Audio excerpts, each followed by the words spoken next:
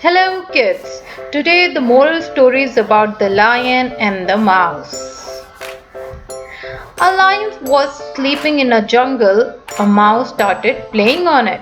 The lion was disturbed and woke up quite angrily. He was about to eat the mouse.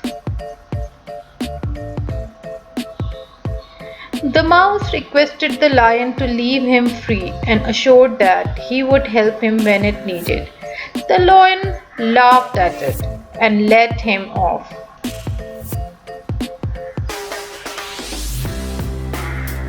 One day, a few hunters came into the jungle and took the lion with them.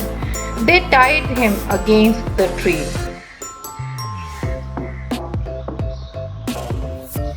The lion was struggling to get out and started to roar. The mouse heard the lion's roaring and came there. The mouse started cutting the rope with its teeth. The lion escaped and thanked the mouse.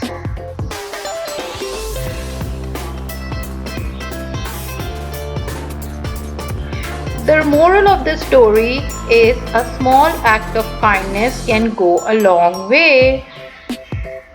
So children, until next story, take care and bye bye.